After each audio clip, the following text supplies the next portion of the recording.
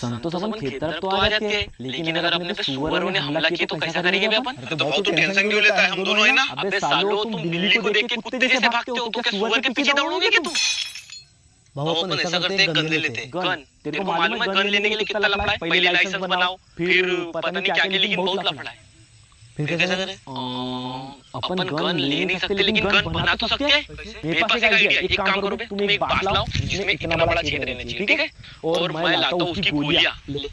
बांस जमा के रखो, ठीक है? मैं गोलियां लेके आता हूँ।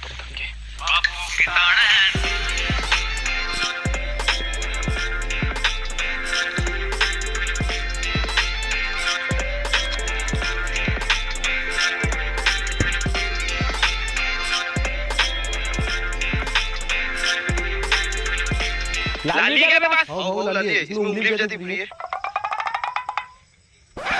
क्या बैल आदमी हो गए दोनों के दोनों?